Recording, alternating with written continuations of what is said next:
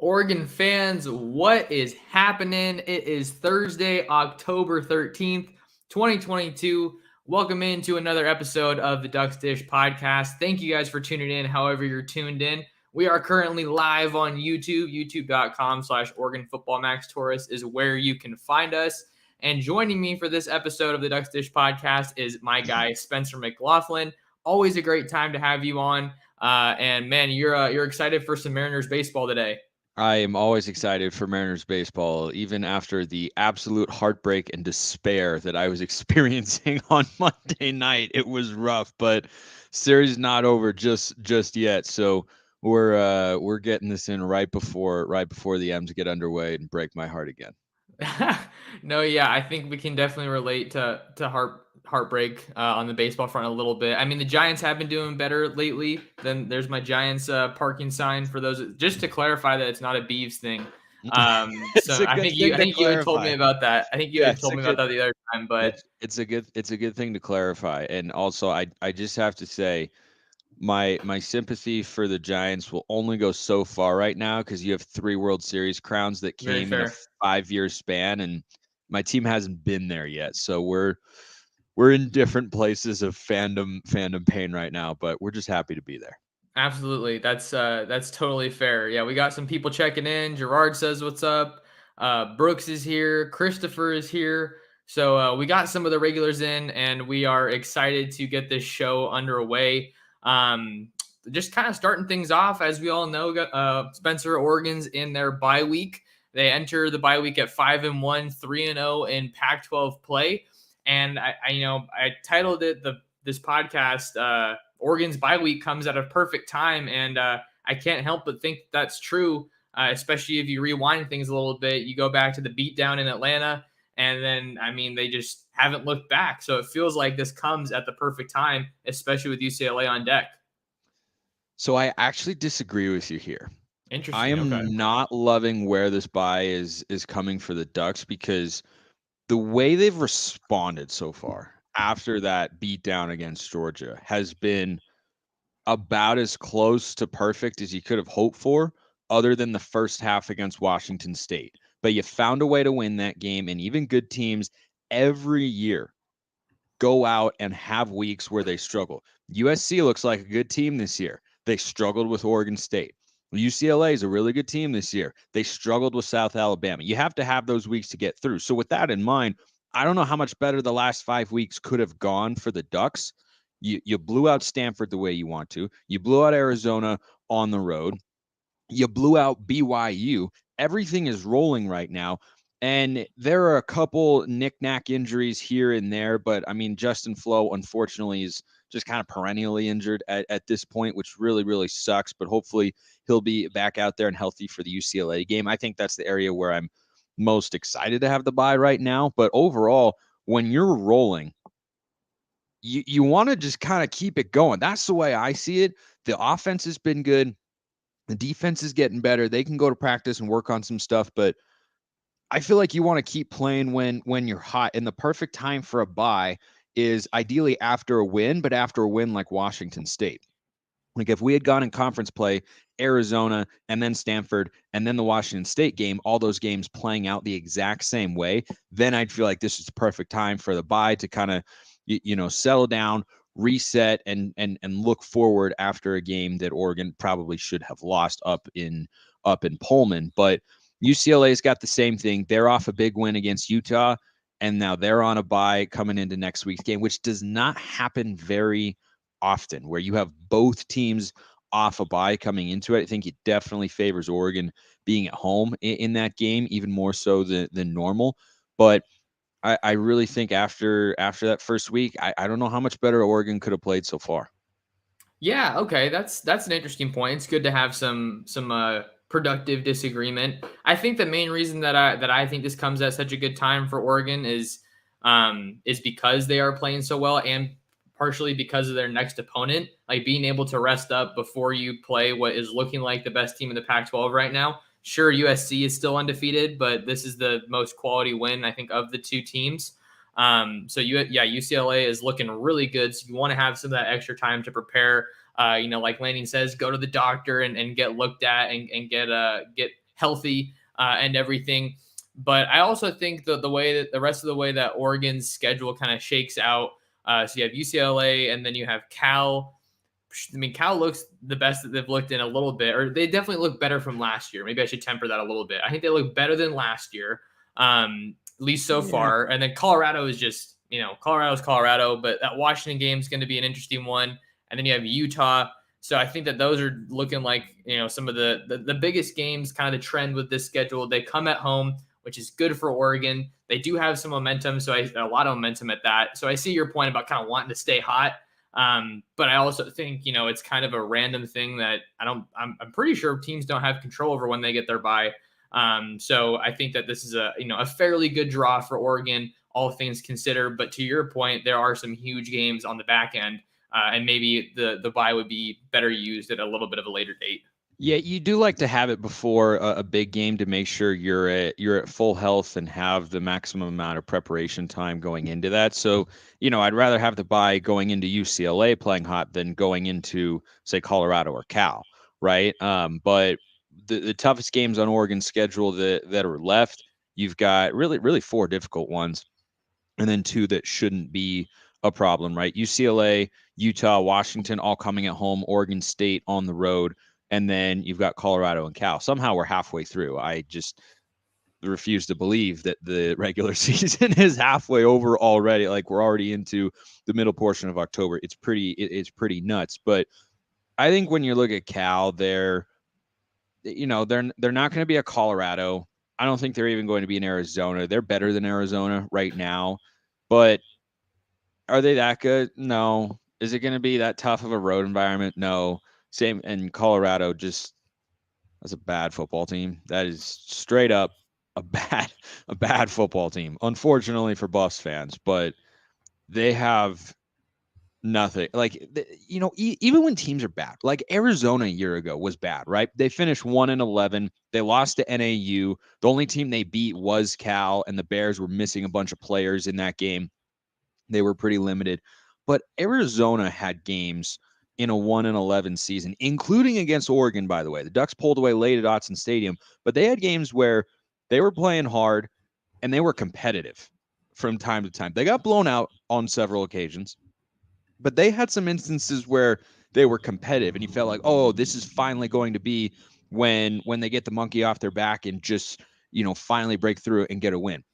Colorado hasn't had that this year at all. They were kind of hanging around in Arizona with the Wildcats, but not really. So Cal does not scare me. Their defense is not as good as it usually is. They're still, going to pose some problems on that side of the ball. Wilcox always has those guys well coached, but I think for Oregon, it's a great spot to be in where you can really look at the other four games and say those should be the only ones that matter, that come into play here, because Cal and Colorado should not present a threat. Colorado, I don't know how they could possibly present a threat against Oregon. Cal, I see how, but I don't anticipate that happening because what they do well offensively is run the football, and what Oregon does well defensively to this point is stop the run. But each of the other four teams have got something that worries me, though. If Oregon State is not able to get Chance Nolan back, it scares me a little less, but still it's going to be on the road in Corvallis. But I'm glad this is kind of the last day that we're recording shows and whatnot during the bye week, and next week we can really move to UCLA, because that's a huge, just game day caliber game. Frankly, both teams could be in the top 10. This is a crazy weekend of college football is about to come. Oregon's at 12, UCLA's at 11. You could very realistically have a top 10 matchup, or at least you'll have a top 12 or one in the top 10, something like that. Should be a big time game. It's a huge game, and we'll have to see how the rest of this really strong weekend of games plays out for the rest of the country, while Oregon and UCLA kind of just sit back and watch, see what unfolds in the other parts of the country. Just a couple last notes here on the bye week. Lanning was talking about how recruiting is going to be a pretty big emphasis for them this week. Coaches hitting the road Wednesday, Thursday, Friday, and even Saturday a little bit, Lanning said. I know that one school in particular that they've been hitting really hard is St. Francis Academy out there in the Baltimore area in Maryland. I think like 3 guys got offers just in like the past 24 hours or so. From what I can tell, Coach Demetrius Martin is the one that is out there. From what I've been able to gather for Oregon. So definitely priority for them to hit the road hard and make the most of this time to get that evaluation and get that time in front of recruits, coaches, build those relationships. And then the other note was how Lanning was talking about how every player has an individual personalized development plan to kind of go about attacking their progress this season. And obviously that's going to be honed in on this week. He was talking about in the press conference yesterday or 2 days ago, find that one thing that you want to get better at this week and attack it. And then also there was 4 things on each side of the ball that the offensive and defensive units want to improve on. So, kind of cool to get a little bit more insight from Lanning as far as how they're using this week. Spencer, I know we're rocking and rolling, so I just want to hop right into the next topic. Didn't want to cut you off, but just wanted to shift us along a little bit. Now that we're kind of in the midway mark, we've learned a lot about this team, a lot about some new faces, some returning faces. Let's talk about this. Players that have grown the most in the first half of the season. I don't want to beat a dead horse here, but I feel like the conversation kind of has to start with Bo Nix, don't you think? Yeah, it does. And I recently on Locked On Ducks, a show that I'm sure some of you know I host on YouTube or Oh, check it podcasts, out. Check it out. Is a question I answered recently, which was who's your biggest overperformer on offense so far? And the answer is Bo Nix. And coming into this year, I know some Oregon fans were upset that he was probably going to be our quarterback. I wonder what those fans are thinking right now and whether or not Bo Nix has won them over through the first half of the season. Because aside from the Georgia game, when the entire team, basically, except for the offensive line, was overmatched, Bo Nix has been really, really good. And the areas, aside from one play against Washington State where he struggled at Auburn, he's improved upon dramatically, right? All the concerns that you heard about Bo Nix, justifiably so, because of his time at Auburn, right? We were able to watch those games, see what he put on tape. It wasn't just a handful of games, it was, almost 3 full seasons worth. He was turnover prone. He broke down in the pocket. He didn't get through progressions. Those are areas where he is not just taking a step forward, but is now actively good at them. And how many times, again, aside from that Washington State throw, which, was really bad, and Bo's got to see that, and he hasn't made a throw like that since, but also was a really bad play call from Kenny Dillingham to try to run the same thing again. I think he was just getting too cute. But that's an entirely different conversation. Aside from that play, when has Bo Nix the last few weeks been putting the ball in harm's way? A game, by the way, even with that interception, he came back for a career high 426 yards or whatever it was.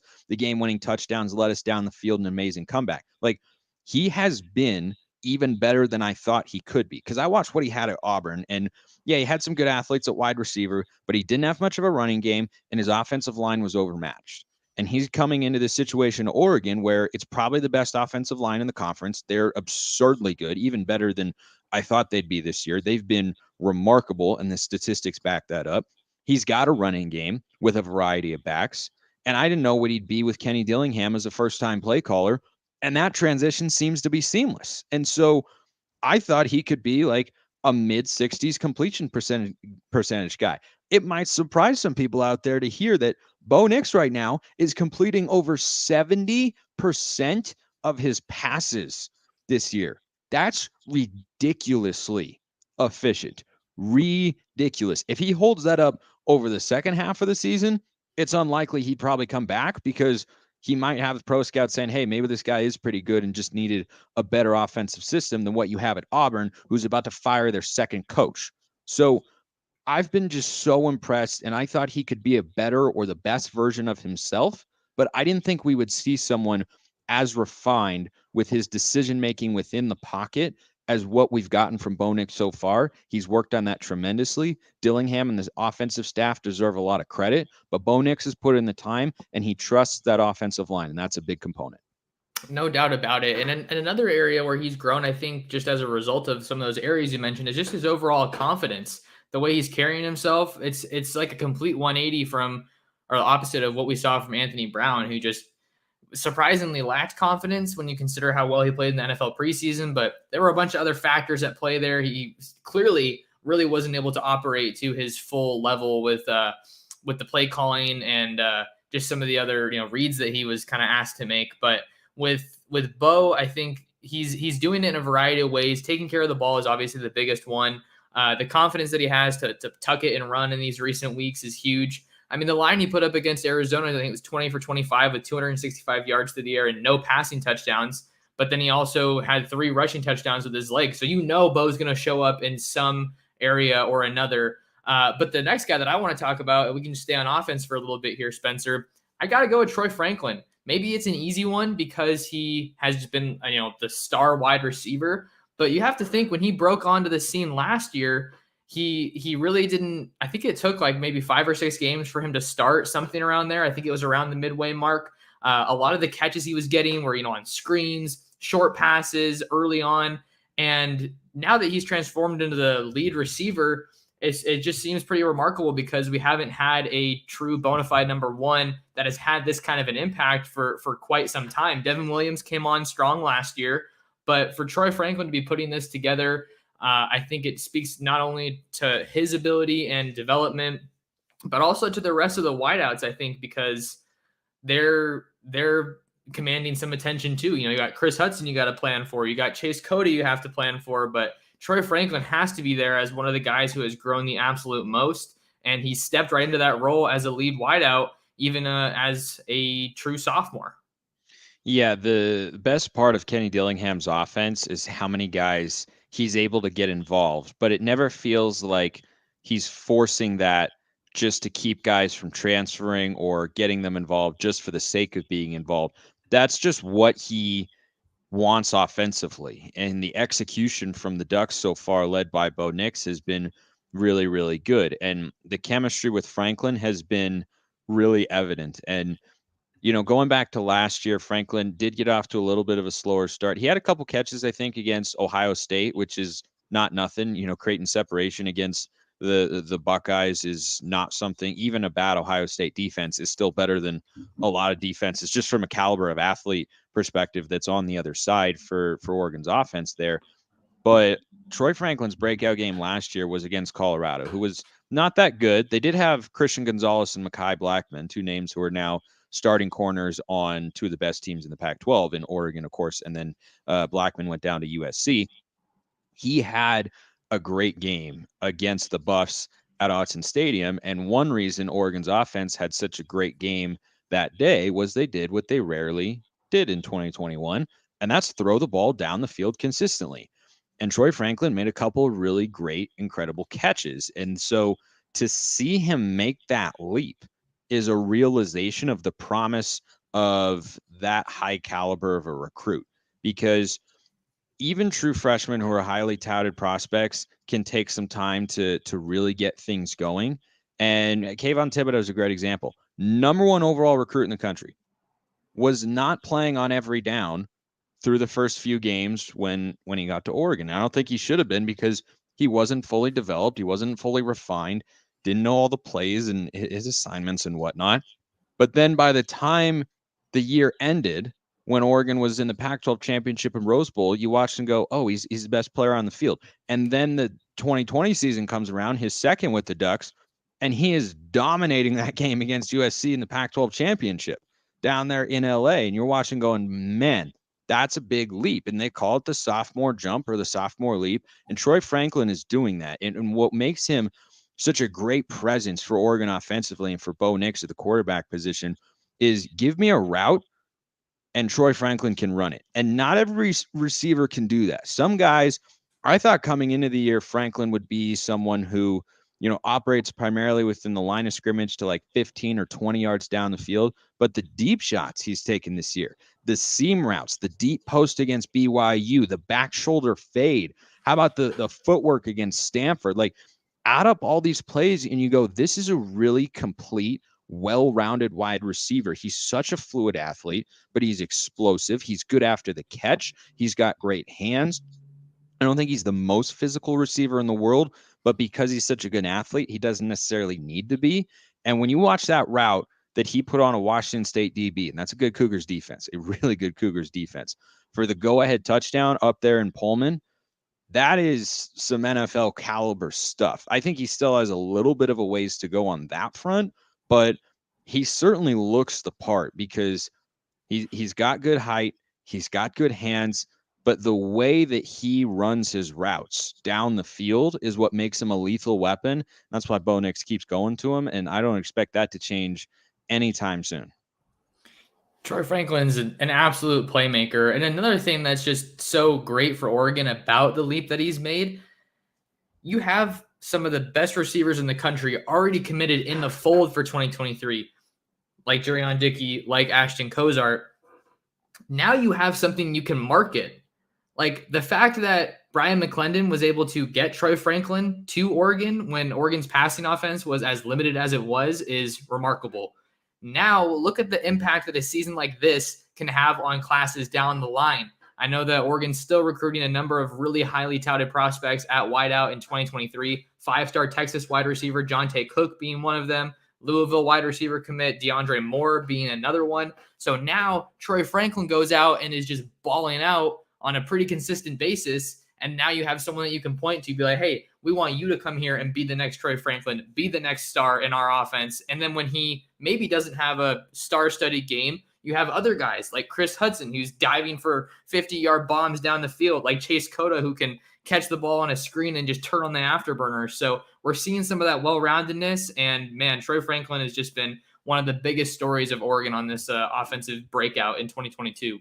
Yeah, the versatility and the explosiveness, I think the biggest changes from the offense a year ago. And it's been, kind of a breath of fresh air to see Oregon have those easy drives. A year ago, the offense was capable of doing a number of things, but there was untapped potential there, mostly because the way they approached it stylistically was they wanted to use the clock, run the ball, not worried about being too explosive all the time, every now and then take a shot down the field. But what they were missing was the big time vertical downfield passing game. And what that does for your offense is it makes it easier to score, right? Those easy like think about that BYU catch from Troy Franklin. That's an easy touchdown, right? It's a great throw, but it's easy. When you have to work all the time and just grind your way down the field and execute so many third downs to score, it limits your offensive capability. And that's why those chunk plays are so important. And it's really, really great to see these guys realizing their potential. On the recruiting front, I love the prospect of Jurion Dickey coming in and just filling Chase Cota's slot as a true freshman. He probably will. He is that kind of player. He is him. As they say, his stock just keeps going up, up, up, up, up. Teams are still trying to poach him away from Oregon. Ducks have always been his dream school, so hopefully he stays committed. But I think the other element you have to consider on the recruiting trail is, yeah, you can look to these games and look to the offense and the receiver and say, look at what these guys are doing. Look at the numbers. Look at the production. That's what we envision for you and such. But what else can they sell, Max? Dante Moore is coming. So even if Bo Nix leaves for the NFL after this year, which at this rate he probably will, you can go out on the recruiting trail and say, hey, this is what we can do offensively. Here's where you fit into that. And that's the guy who's probably going to be throwing you the football.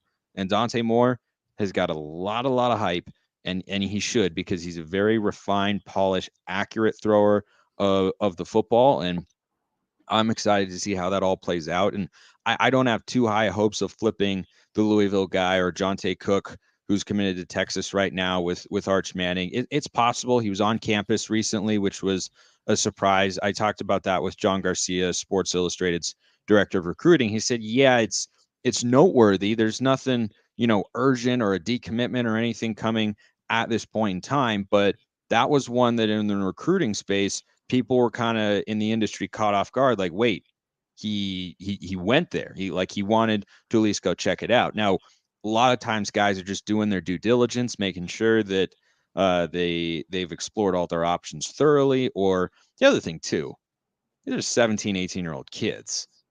Who doesn't want to be treated like a star, even if you're not going to go somewhere? Like, the visit is paid for. You're going to go and walk around campus and meet coaches, talk to people, and have meals paid for. Like, being taken on a visit as a highly coveted recruit sounds pretty fun. So that could be a component of it too. Like, that can't be a bad experience, right? They're putting a lot of money into it to make sure that it's an actively good experience. So I don't have too high hopes there, but I think having Dante Moore does matter, because Jonte Cook's going to Texas. He's looking at Quinn Ewers. He's thinking about Arch Manning and such. But when Oregon come in and say, yeah, we've got a really promising quarterback recruit as well, that certainly helps. Yeah, so those two, I'm not saying like a flip is imminent or like that's incoming, but it's just interesting because some of the people I've talked to have said there's a legitimate shot there, and maybe Jonte wants to come back to campus after the season's over. Figure he's probably going to be an early enrollee, early signee guy because of the caliber of player he is. But we'll continue to track those recruiting storylines. We're going to hop and take a quick break, and then we're going to talk about the defensive breakout players on the back end of the show. So give me just a second. We'll be right back with more Oregon football talk after this. Welcome back to the Ducks Dish podcast. I'm your host, Max Torres, talking with Locked On Ducks host, Spencer McLaughlin. And I just took a sip of my afternoon coffee. Give me a little jolt to get through the afternoon. But we're talking about Oregon's bye week. And then now we're going to talk about the players that have grown the most in the first half of the season on the defensive side of the ball. Wrap up the show with a little bit of assessing reality versus expectations of this season. Got to give Spencer credit for that idea. But let's talk some defense. I think that for me, there's three guys that kind of stand out to me the most, and maybe one of them is a little under the radar. I'm going to throw the names at you, and then if there's one that you want to talk about, we can just hop into there. I'm going to go with Jaleel Florence as one of the guys that's grown the most, seeing that he's burning his red shirt. Really came in, and I thought he performed pretty well against one of the best wide receiver cores in the pack last week against Arizona. Dante Manning, I kind of wanted to say, but I feel like we maybe only saw like one really strong half against Arizona before he got ejected. But the third one that I'm very passionate about, I got to go with Casey Rogers. So I love the Casey Rogers play. I've hyped him a lot. I hyped him up a lot on my show because I don't know that he always gets the stats, but every time you watch, when Oregon is creating pressure or creating a negative play defensively caused by the four up front, Casey Rogers is getting a hockey assist quite often. And that's not going to show up on a box score or on a highlight reel or anything like that. But I watch him and he's never getting moved around. He's got a nose for the football. I think his IQ is pretty high, which you should expect from a guy who's already played several seasons of college football. And he's just, I think he's just annoying. I think he's just annoying for other teams that he's just around. And you're not going, like, have you seen him get pancaked this year? Have you seen him get moved 3 to 5 yards back from the line of scrimmage? Like, that hasn't happened. Does he make the Brandon Dorless, DJ Johnson level impact plays? Not as often, but he and Jordan Riley filling in for Popo Amavai have done a really good job. This Oregon defense, best in the conference, Max, rushing yards allowed per game. And that starts with the guys up front. Now, your linebackers have a great deal to do with that as well. You need your secondary to tackle well, but having Justin Flo and Noah Sewell, that helps stop the run too. But if you can't get a push or at least hold your own as a front four, then none of it matters. But I really like what I've seen from Casey Rogers. Florence has been a little hit or miss. I thought he showed a lot of growth against Arizona because those are good wide receivers. I mean, best receiving cores in the Pac-12. USC's number one. You can make a case for Oregon being number two, but Arizona is right up there with the Ducks and UCLA as Washington's well. looks good too. Yeah. Sorry. Much, but I look forgot. solid. Yeah. Okay. But if you're looking at the top half of the Pac-12, Arizona's receiving core is right there. Cowling, T-Mac, and Singer, those are dudes. And so Solid. I suspected there'd be some open plays, and Jaleel Florence's interception was, thanks to Brandon Dorless because he got picked off in a well-designed play by Jed Fish for Arizona's offense. But there were moments. I thought the interception that got called back because of a holding was kind of bogus. That was a pretty soft holding penalty. It was a really soft holding penalty. That moment, and then the 3rd and 11, where Singer is trying him deep, and Triquez Bridges got beat on a similar looking play earlier in the game, and Florence went in there and was stride for stride, forced that throw to go to the sideline because there was just not a lot of separation. There are moments where I watch him and go, that guy could be Christian Gonzalez next year after Gonzo most likely leaves and goes to the NFL. But there's still some moments here and there where he's not quite in the right spot. He also made a great play on Arizona's 2-point attempt late in that game, made a great break on the ball and a good read. And I like a true freshman, especially, who's diagnosing a play and trusting what he sees. But there are still moments where he's got some blown coverages. Against Stanford, he got beat for a touchdown and he just kind of let the guy go and thought he was in a better position than he was. So he still has those areas of growth to continue to improve upon. But the great thing is he's going to get chances to do that, but he won't be relied upon to do that necessarily because Dante Manning's there, because Triquez Bridges is there. He's going to get reps on the field, but he's not going to be someone who, unless there are a couple injuries, is relied upon play after play after play. And I think that's a great spot for him to be on in the secondary as a true freshman. Yeah, and I like that kind of role that you described there. But even better for Oregon if he, maybe over this week, next couple weeks, just proves so good. It's like, hey, I mean, we need you starting there.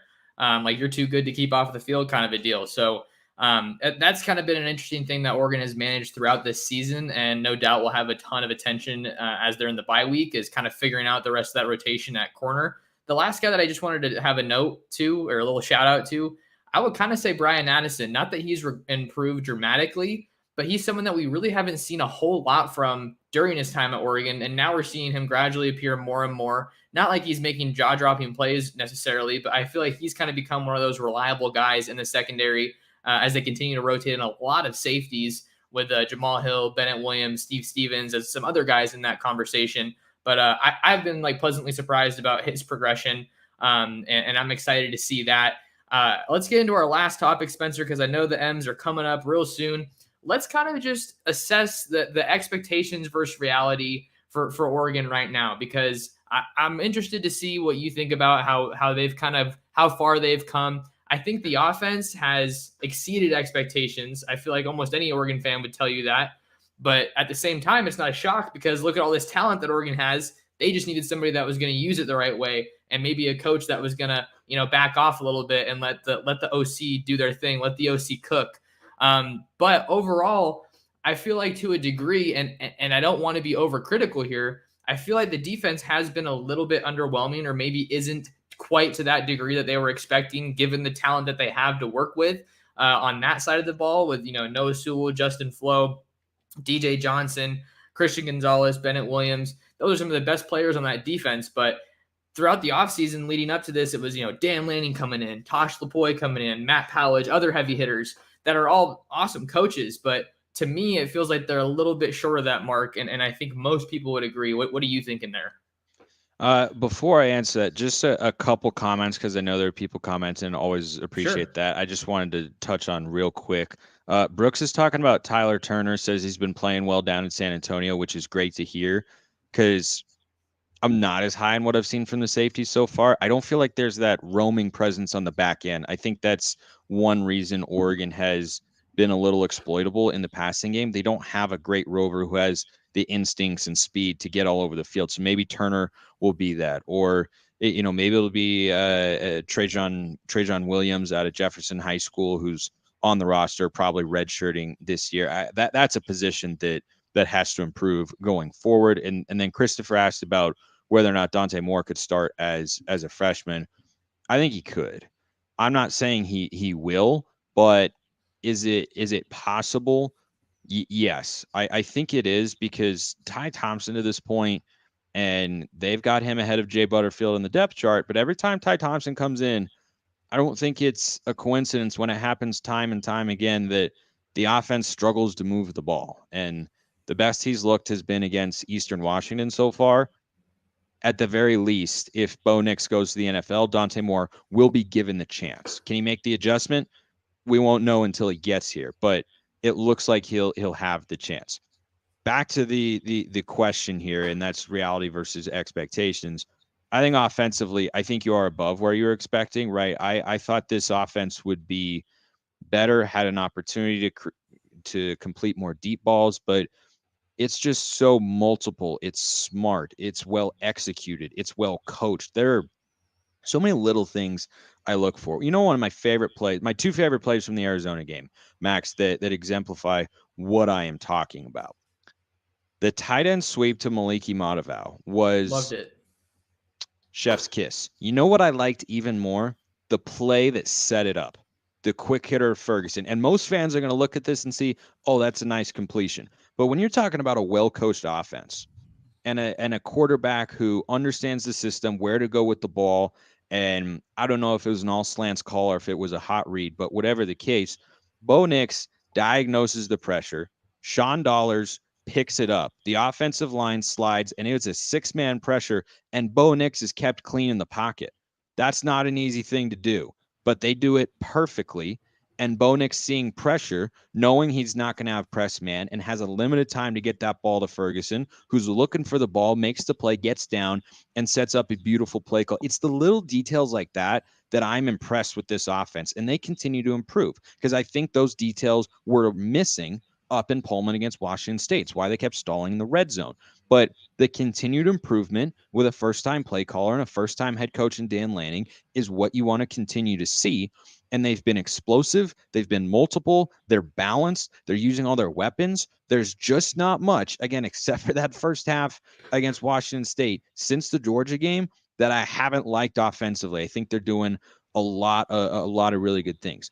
Defensively, I agree with you on the one hand. They're we're still bad on third down. That's a problem. Got to be able to get off the field. However, not all stats are good in isolation. All stats are a starting point, but they need context because the only stats that matter to me are how many points you're actually allowing and whether or not it feels sustainable. And Oregon's defense has felt like a sustainable and strong unit to this point.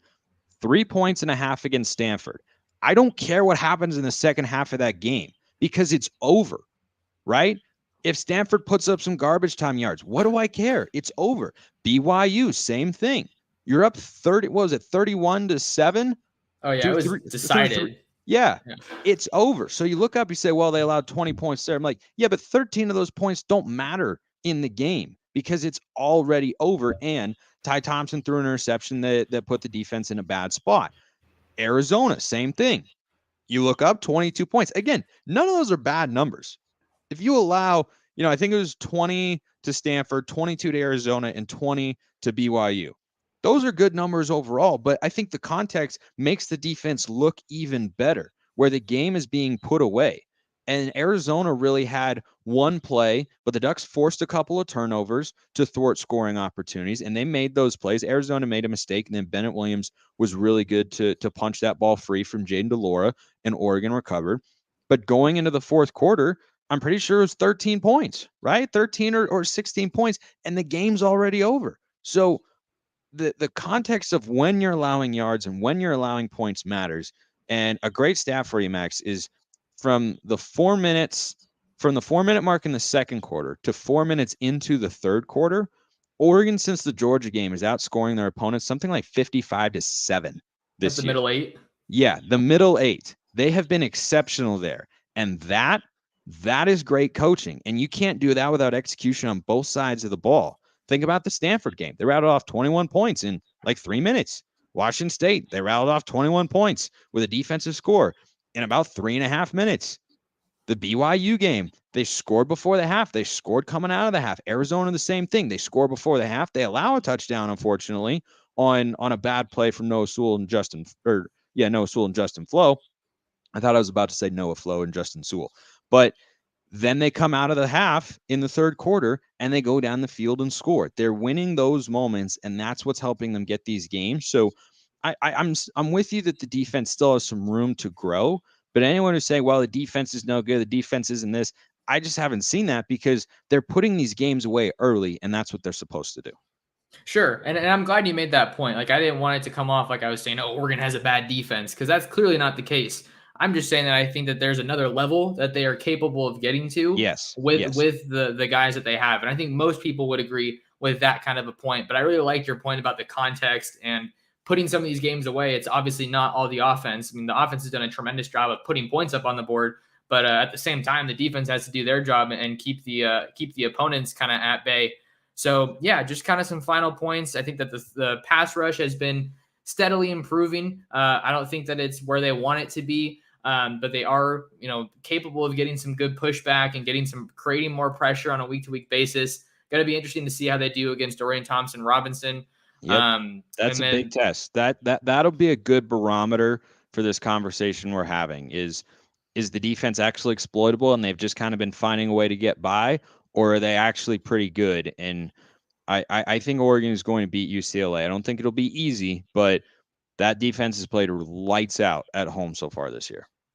Yeah, and this the defense has also done a pretty good job generating turnovers, something they're going to continue to have to do, probably more so than they have this so far this season, because their next stretch of games gets, I think, pretty difficult against some of these opponents like UCLA and Utah. Obviously, that's going to present some challenges for them there. But I know that we have to get you out of here to see the Mariners, Spencer. Where can people find more of you? Just wanted to give you a chance to plug your work and what you got going on.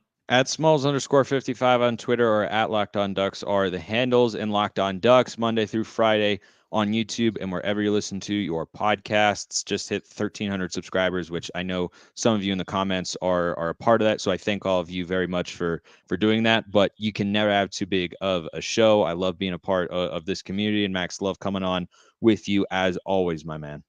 Well, I greatly appreciate your time, man. I feel like I got to get back on your show now because I think it's been 2 or 3 times since you've been on my show. I think you're right. I think you're right. How about we plan for next week? Give the people what they want. Yeah, no, I'm totally down for it. People always get hyped in the comments, which is fun to see. But if you guys want to find more of me, you can follow me on Twitter at mtorresports. Make sure you take a second out of your day, smash the like button and the subscribe button to help us grow the channel, grow the community. And the greatest way you can show some support is sharing the Ducks Dish podcast. Get it out to other family, friends, Duck fans, and make sure you tap in with me on ducksdigest.com. Really trying to take more of a recruiting focus over there because that's what I love to do. And it seems like people always eat it up.